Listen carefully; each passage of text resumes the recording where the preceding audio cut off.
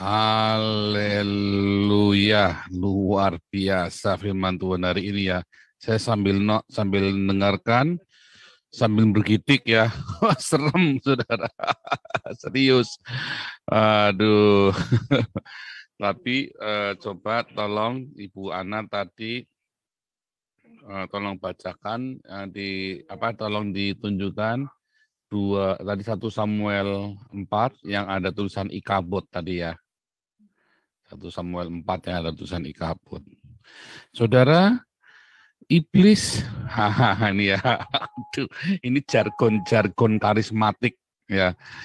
Iblis tidak takut kepada orang-orang yang rajin ke gereja. Iblis tidak takut kepada orang-orang yang pandai berkhotbah. Ini jargon ya, bukan kata saya, ini jargonnya gereja karismatik. Iblis hanya takut kepada orang-orang yang rajin berdoa. Saudara, saya waktu SMP ya, habis saya baptisan Roh Kudus tuh ya. Nah, saya tuh terobsesi dengan yang namanya Pak Ishak Leo dan Pak Abraham Alex. Pak Ishak Leo ini kalau doa sehari 6 jam. Saya tuh kagum sekali ya. Hebat ini orang sehari doanya 6 jam. Ya. Maka saya juga ikut, saudara. Saya tiap hari pagi bangun jam 4 pagi. Dari SMP itu ya. Saya bangun jam 4 pagi, doa 2 jam, pulang sekolah, jam 2 siang sampai rumah, saya doa lagi 2 jam, malam mau tidur, ya kadang-kadang jam 10 saya baru nyampe, kadang-kadang jam 11, saya doa 2 jam lagi. Tiap sore saya ada di gereja, tiap sore ya. Karena satu-satunya di kota itu anak muda yang bisa main musik cuma saya, yang bisa main keyboard. Jadi tiap hari saya digilir ya, dari persekutuan doa ke persekutuan doa. Kemudian saya juga kagum dengan yang namanya Pak Abraham Alex. Setiap hari 4 jam beliau itu menyembah, masuk ke dalam kamar, dia tutup pintu kamarnya, dia nyembah Tuhan katanya. Makanya Betani itu kan penuh dengan pujian penyembahannya luar biasa ya. Harus diakui dong. Memang Betani itu luar biasa ya. Dan saya pun produk dari pujian penyembahan itu luar biasa. Ya. Nah, itu jargonnya orang karismatik. Iblis takut kepada orang yang suka berdoa dan menyembah Tuhan. Terus nanti biasanya mereka akan memberikan satu cerita tembok Yeriko. Mereka keliling 7 kali, pada hari ke-7, 7 kali mereka keliling, dan tembok Yeriko itu runtuh karena mereka bersorak-sorak memuji Tuhan. Haleluya. Tetapi hari ini saya mau berkata kepada saudara, firman Tuhan selalu baru setiap pagi bagi orang-orang yang mendengarkan. Bagi orang-orang yang hidup di dalam kasih-Nya, hidup mengasihi, mengampuni, memberkati, dan berdiakonia, bermarturia, serta hidup di dalam kekudusan, sangkal diri pikul salib. Saudara, saya kasih tahu rahasianya ya. Iblis tidak takut kepada aktivis gereja, iblis tidak takut kepada pendeta, iblis tidak takut kepada orang-orang yang rajin baca Alkitab, iblis tidak takut kepada orang-orang yang berdoa, iblis tidak takut kepada orang-orang yang menyembah Tuhan sehari-harian. Malah iblis tertawa terbahak-bahak ketika Anda sehari-harian berdoa. Kenapa? Sebab kamu nanti disempalung sama mertuamu pakai panci, gubrak sembahyang terus. Kerja. Saya jamin itu, saudara. Wah, suatu ketika saya hidup dengan seorang hamba Tuhan ya, saya tinggal di rumah hamba Tuhan, saya menjadi hambanya hamba Tuhan, jongosnya hamba Tuhan. Serius. Di rumah itu saya menjadi jongosnya hamba Tuhan waktu kuliah. Sengaja karena saya ingin belajar bagaimana kehidupan seorang hamba Tuhan. Hamba Tuhan ini adalah seorang yang sangat militan, yang luar biasa, saudara. Kemudian di yang namanya rumah hamba Tuhan, isinya hamba-hamba Tuhan ya, keluar masuk semuanya hamba-hamba Tuhan, saudara. Tiap hari hamba-hamba Tuhan kumpul di rumah ini. Nah, di situ juga ada beberapa hamba Tuhan yang tidur di situ. Nah, kebetulan adiknya hamba Tuhan ini juga tinggal di situ sama istrinya. Kemudian, ya karena kami tinggal serumah semua, ya kita giliran. Nyuci piring, ya masak, kita giliran. Siapa jadwal nyuci piring, siapa jadwal masak, siapa jadwal ambil makanan atau segala macam dan seterusnya. Oke, dijadwal. Maka saya dan sahabat saya yang lain juga adiknya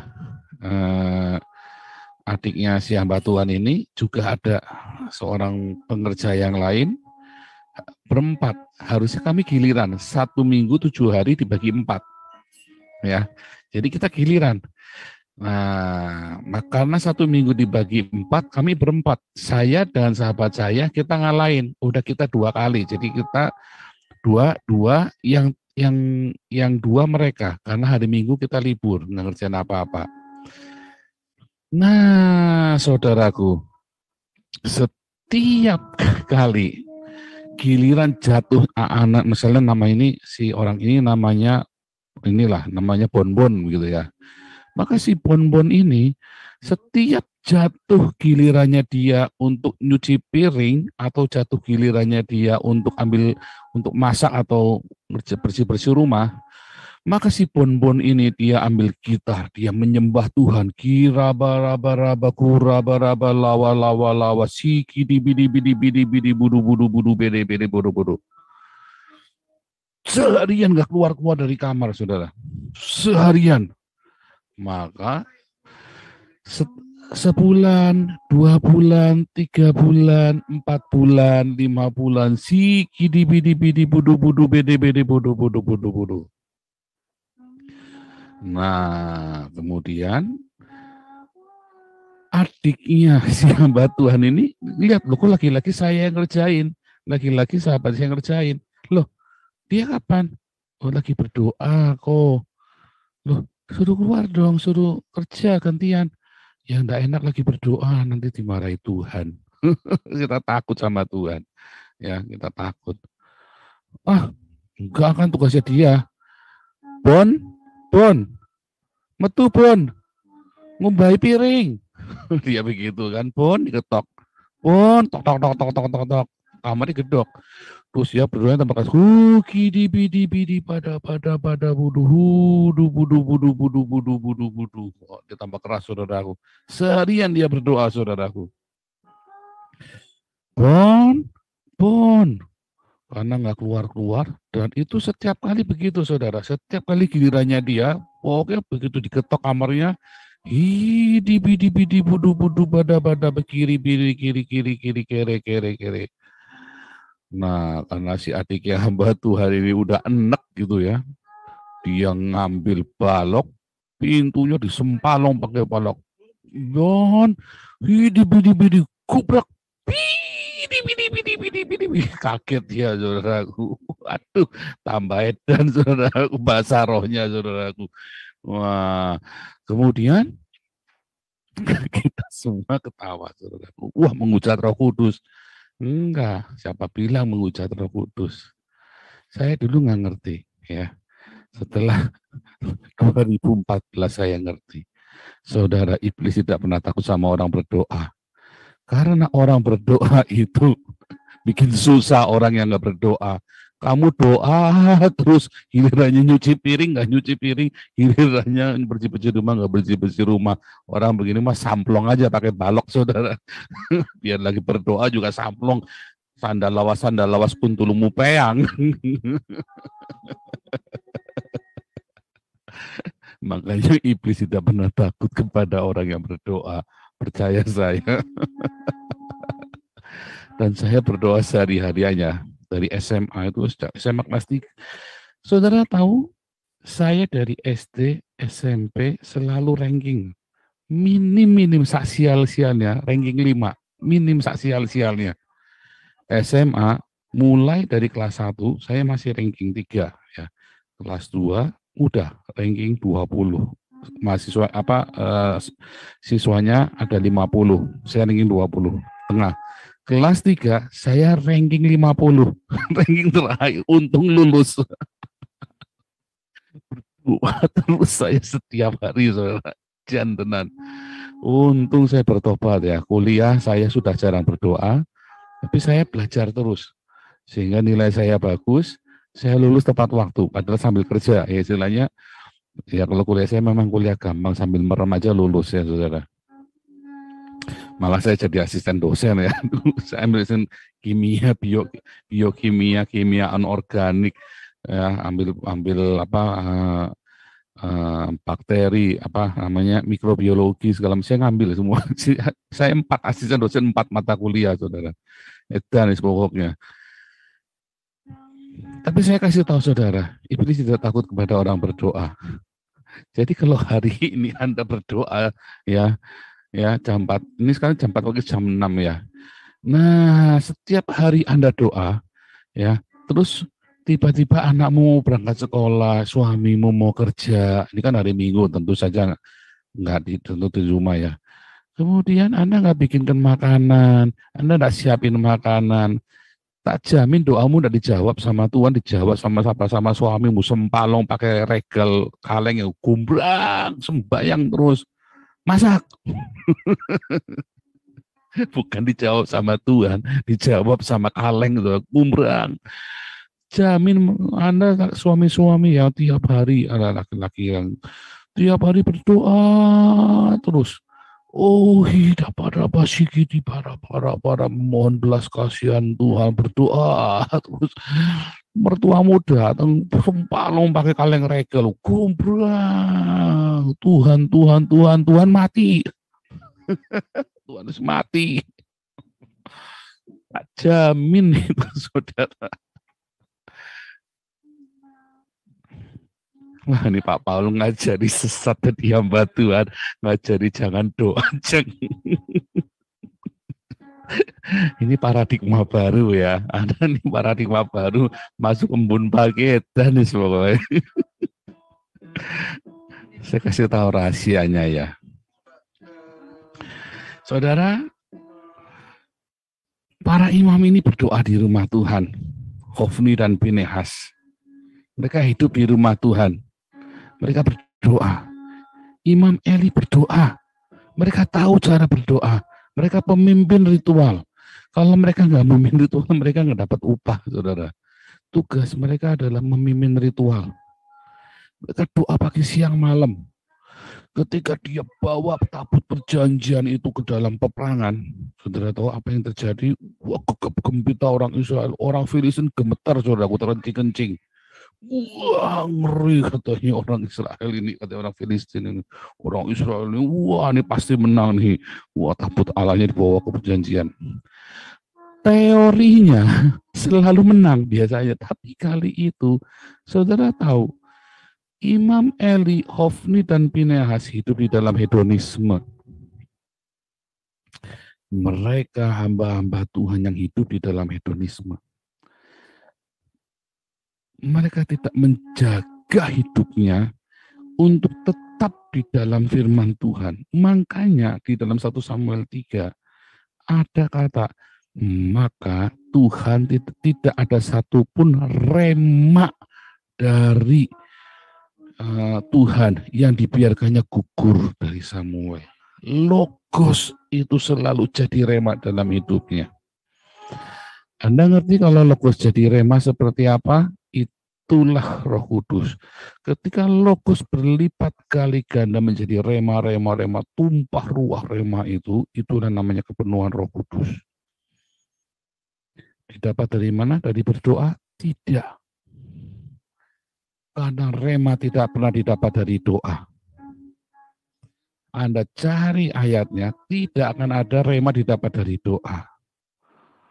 Ya, rema didapat dari Anda hidup di dalam agape. Lalu jangan doa dong, Pak. Oh, doa. Doa dong. Nanti tak kasih tahu lagi, hari ini kita agak lama nanti ya. Nanti kita selesai jam Selesai jam 9 pagi nanti ya. Jadi Anda yang janji kencan mau ke gereja, batalin aja. Suruh teman-temannya ke sini. Kita khotbahnya sampai jam 9 pagi. Ya. Saudaraku yang kekasih, ya banyak orang-orang merasakan, dia kira dia merasakan jamahan Tuhan. Ya, dan dia tidak hidup di dalam kebenaran. Ciri khas dari orang-orang ini adalah hidup di dalam hedonisme. Dia masih suka dengan barang mewah. Ya. Ciri khas orang-orang yang dia tahu logos. Oh, Imam Eli dan anak-anaknya dia hafal firman Tuhan, dia hafal. Hafal, saudara. Nggak, kalau nggak hafal, mereka nggak bisa jadi imam. Mau jadi imam itu ujian dulu, saudara. Mau jadi imam itu ujian dulu. Ya. Nah, waktu mereka ujian itu, mereka harus hafal firman Tuhan. Torah itu harus hafal. Kalau nggak hafal, nggak lulus. Ya, maka saudaraku, kemudian Imam Eli dan Hofni Pinehas ini, dia bisa menjadi imam dan dianggap layak. Mereka adalah penyembah-penyembah, mereka adalah pengkhotbah-pengkhotbah. Mereka hidup di dalam firman Tuhan, logos. Hidup di dalam logos. Mereka hidup di dalam ritual-ritual ibadah kebaktian. Tetapi mereka hidup di dalam hedonisme. Maka Demas lebih cinta dunia ini. Di ayat lain nanti saudara akan menemukan cinta akan dunia, ya persahabatan dengan dunia adalah permusuhan dengan Allah. Ya, kalau Anda bermusuhan dengan Allah, kita kemarin sudah belajar ya bahwa Allah adalah kasih. 1 Yohanes 4 ayat 8. Allah adalah agape. Kalau Anda bermusuhan dengan sang agape, bagaimana Anda bisa memiliki agape? Kalau Anda mencintai dunia, bagaimana kalau Anda bersahabat dengan dunia, Anda menjadi musuh dari agape. Kalau Anda menjadi musuh agape, bagaimana Anda punya agape? Kalau Anda tidak punya agape, bagaimana Anda punya rema? Nggak bisa. Persahabatan dengan dunia membuat Anda tidak bisa punya agape. Kalau hidup Anda, saya nggak cerita cuman pendeta, kalau Anda seorang pengusaha sekalipun, karyawan sekalipun, Anda masih mencintai, bersahabat dengan dunia, maka Anda tidak akan pernah punya rema dalam hidupmu. Sulit, lebih mudah ontak masuk lubang jarum. Kemarin Ibu Ketua Yayasan bilang, ontanya sudah operasi plastik, Pak. Udah nggak keriput lagi, masuk lubang jarum. Jarumnya yang masuk ke lubang ontak. Jadi saudara, hari ini kita belajar ya, bagaimana banyak orang-orang yang sudah pernah merasakan kasih karunia, dia melihat dan dia mencicipi. Karena tanpa Roh Kudus orang tidak bisa mengakui kebesaran kasih karunia Yesus, kebesaran dan kasih karunia Yesus Kristus. Roh Kudus, pendeta-pendeta yang mengerti ya akan kasih karunia Roh Kudus dan mereka kemudian memutuskan dibaptis dan mereka datang kepada Yesus. Awal-awal yang mereka tahu, apakah sudah lahir baru? Belum tentu. Karena kelahiran baru adalah tenggelam di dalam Roh Kudus. Dibaptis, tenggelam, mereka dimandikan dengan air dan dimandikan dengan Roh Kudus. Roh Kudus itu harus melimpah dalam hidupmu. Bukan cuma ignition saja. Kalau ignisi saja, percikan Roh Kudus saja, ya, itu membuat kamu sadar bahwa Yesus adalah sungguh-sungguh Tuhan dan Juru Selamat. Itulah para murtadin. Tetapi murtadin yang cinta, yang bersahabat dengan dunia, cinta barang-barang mewah, dia tidak akan pernah mendapat rema dalam hidupnya. Dan saudara tahu ketika Demas meninggalkan Paulus dan lebih mencintai dunia, dia menjadikan dirinya musuh Allah. Dan tidak pernah ada rema, maka Roh Kudus tidak akan pernah memenuhi hidupnya. Kalau Anda masih mencintai barang-barang mewah, maka Anda tidak akan punya rema, tidak akan punya agape. Dan kalau Anda nggak punya agape, Anda tidak akan punya rema. Dan kalau Anda nggak punya rema, bagaimana Anda bisa penuh dengan Roh Kudus? Kalau Anda tidak penuh Roh Kudus, bagaimana Anda bisa berbuah roh jiwa-jiwa yang benar? Artinya Anda hanya kejar omset Islam jadi Kristen. Tapi apakah ada kelahiran baru? Nggak ada, kejar omset. Kayak orang jualan multi level marketing. Tapi tidak menghasilkan kelahiran baru. Tetapi kalau Anda hidup di dalam rema, orang-orang yang lahir baru itu akan firm. Dia akan lahir baru. Bukan Islam jadi Kristen, tetapi apapun dia akan menjadi pengikut Kristus dan hidup cetakannya adalah kamu. Ikutilah teladanku seperti aku mengikuti teladan Kristus. Nah, ya. Kita bawa kepada Kristus sampai akhirnya dia serupa dengan Kristus. Tetapi orang-orang yang tidak hidup di dalam agape, karena cinta dunia, tidak hidup dalam agape, tidak punya rema, tidak punya Roh Kudus. Satu, dia jiwa-jiwanya adalah buah jiwa-jiwa yang semu. Kedua, dia akan berbuah Roh Kudus. Buah rohnya apa? Enggak ada. Kalau orang tidak punya agape, tidak punya rema, dan maka kalau dia orang cinta dunia, tidak punya agape, dan dia tidak punya rema, dia tidak akan punya karakter. Wah, tersinggungan orang ini, saudara. Tersinggungan, senggol bacok, harga dirinya dicicil, pakai nunggak lagi cicilannya.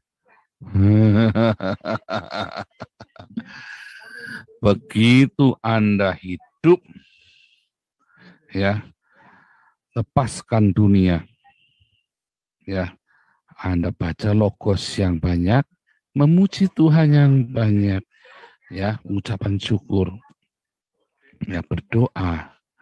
Di situ nanti logos, Anda hidup di dalam kasih berdiakonia, bermarturia, ampuni, kasihi, berkati. Di situ nanti logos itu akan menjadi rema.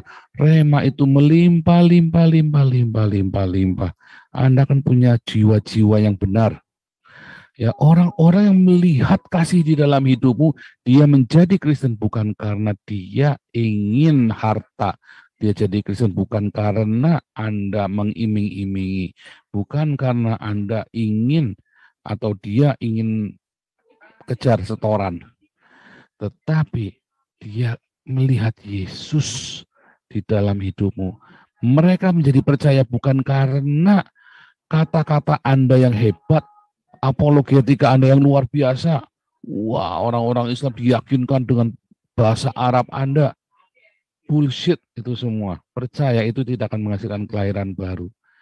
Tidak ada orang bisa datang kepada Yesus kalau bukan karena rema, bukan karena Roh Kudus. Dan buah-buah dalam hidupmu, karakter. Siapa yang paling menikmati? Istrimu, suamimu. Kalau kamu masih sama istri sama suami masih gambar-gambaran, masih tapok-tapokan, ya masih cekek-cekekan, masih tendang-tendangan. Enggak mungkin di situ ada buah roh. Buah roh itu yang pertama kali menikmati adalah orang yang paling dekat dengan kamu.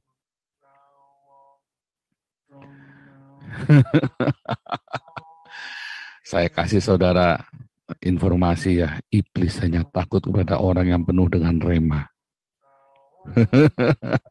Bagaimana bisa rema? Sangkal diri pikul salib setiap hari. Kalau Anda masih tersinggungan, harga dirimu masih dicicil, iblis nggak takut. Doa sana sampai jengking, sampai muntah darah, sampai berak darah, kamu doa sana. Iblis nggak takut, seneng iblis malah doa sana sekalian. Sana doa puasa 40 hari 40 malam. Ya, Anda pulang nanti istrimu nanti bikin surat cerai. 40 hari 40 malam kamu sampai dipecat sama bos, mana ada orang cuti 40 hari. Geblek, bos saya sopo sih Pak, yang boleh saya punya karyawan minta Pak saya mau cuti 40 hari gundulmu peang metu no bareng butuh kowe aku gundulmu. Oh saya mau puasa Bapak ini menghina agama saya. Gundulmu peang tuanmu ya tuan palsu tak bilang gitu sama saya. Mau cuti 40 hari emang perusahaan nenek moyangmu, perusahaan mbahmu, wih,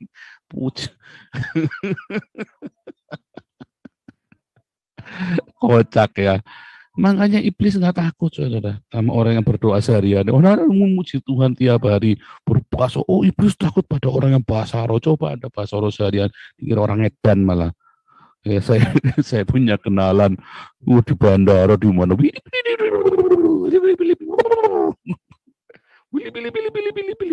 di bandara lagi duduk begitu kita diem tiba-tiba dia coba bayangin saudara lagi duduk di Transjakarta ngomong tiba-tiba dia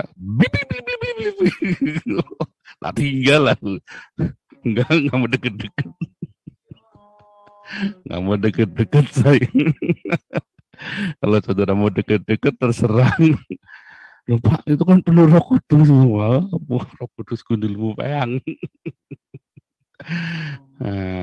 Ya, iblis hanya takut kepada orang yang hidupnya penuh rema. Ya, kenapa? Karena orang-orang yang penuh rema itu kan penuh Roh Kudus kan. Roh Tuhan Allah padanya kan. Apa saja dia taklukkan. Loh Pak, kalau doa, doa sama enggak. Enggak perlu dia doa nungging-nungging 6 jam sehari. Anda tahu apa doa itu? Anda lagi batin itu doa loh. Anda batin, anjrit, mati wae. Itu doa loh. Makanya Tuhan Yesus bilang doa itu jangan panjang lebar, jangan bertele-tele. Anda batin itu doa. Anda lagi duduk, saya lagi, gimana saya cara doa? Waktu itu saya doa supaya mami dikasih umur panjang. Saya lagi mandi saudara, saya lagi merenung, saya ingat, aduh mami dulu ya saya dipeluk mami, dia apa, wah Tuhan, bahwa aku dikasih kesempatan buat lihat mami supaya 3 tahun, tambah perpanjang 3 tahun, tapi Tuhan enggak kasih. Itu kan harapan. Saya kan enggak perlu di kamar, wah haleluya bisa Pak kata pikir, 3 jam saya, wah aku tengking semua, aku tengking, jengking, enggak perlu sampai begitu. Itu doanya wah powerful doanya gundulmu peang. Taruhan sama saya doanya saya lebih ampuh daripada doa yang orang begitu itu. Taruhan sama saya serius. Uji. Saya lagi doain teman saya ya, teman-teman saya itu saya doain doa saja dalam nama Yesus sembuh. Roh jahat, roh ini, roh keong, roh sintul, roh sontoloyo, roh satu-satu, 1000 roh tak sebutin. Saya suruh sebutin nama apa anak-anak sepupu saya kan cucu cici tangganya banyak tuh oma saya nggak hafal saya. Tapi suruh sebutin 1000 nama setan saya hafal so. Bisa sebutin 1000 nama setan ngarang. Anda coba tanya tuh pendoa-pendoa syafat di gerejamu, setan ini setan itu kamu pernah lihat? Wah dia bisa lebih hafal sebutin nama setan daripada cucunya dia. Pendeta lebih hafal nama setan daripada nama jemaatnya. Apalagi kalau jemaatnya perpuluhannya cuma 100.000 apa 1 juta. Serapa keliling.